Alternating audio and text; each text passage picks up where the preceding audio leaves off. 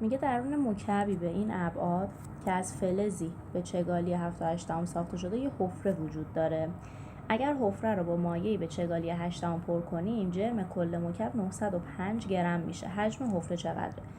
ببین اگر این مکعب شما باشه، داخل این مکعبه یه حفره وجود داره. جنس این مکعبه یه فلزیه که چگالیش 7.8، ابعادش هم 5x5. خب ما میدونیم که الان ابعاد این مکعبه به همون حجم ظاهریش رو میده. خب حجم ظاهریش میشه 5، چون همشون 5 به توان 3 بذارم میشه 125 سانتی متر مکعب.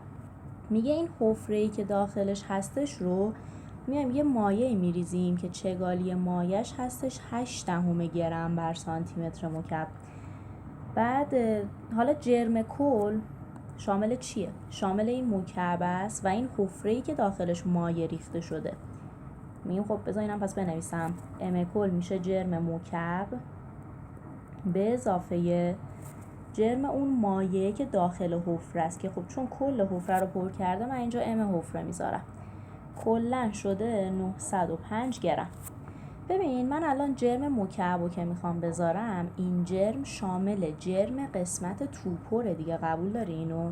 و شما وقتی که راجع به قسمت توپر میخوای صحبت کنی، باید راجع به حجم واقعی صحبت کنی، که خب وقتی حجم واقعی رو میخوای حساب کنی میگی میشه حجم ظاهری منهای حجم حفره، که الان ظاهریه رو در آوردیم 125 منهای حجم حفره. اینجا میذارمش الان وی حفره. خب پس در واقع وی واقعی الان این تیپی شد.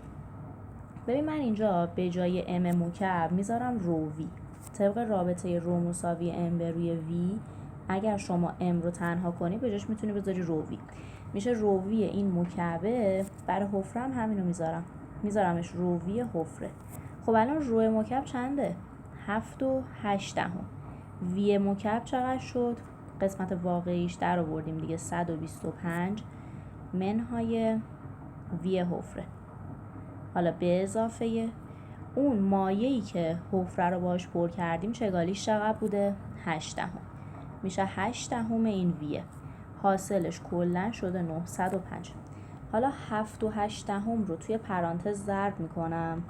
7.8 ضرب در 125 بشه میشه 975 منهای 7.8 وی به اضافه 8 وی میشه 905.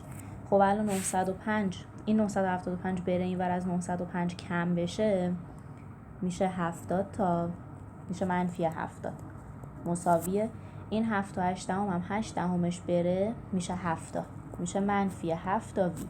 الان منفی با منفی بره به 7 هم ساده کنیم ویمون در میادش 10 سانتی متر مکعب. سوال خیلی قشنگی. میگه یک ساچمه آهنی با چگالی 7.8 رو داخل ظرفی پر از آب وارد میکنیم. اگر 20 گرم آب از ظرف بیرون بریزه جرم ساچمه آهنی چقدره؟ ببین ظرف پر آبه، وقتی ساچمه رو میندازی این تو 20 گرم آب میادش بیرون میریزه. ما گفته بودیم که حجم جسم وارد شده با حجم مایع سرریز شده برابره.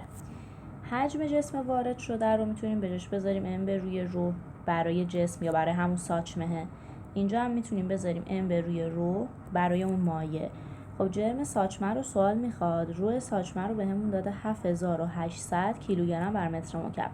مایعی که بیرون ریخته 20 بوده جرمش، چگالیش هم که هستش 1000. ببین پایین رو بر حسب کیلوگرم بر متر مکعب گذاشتم، جرم رو بر حسب گرم گذاشتم. این ور و این ور وقتی با هم واحد باشه تبدیل یکا نیاز نداره.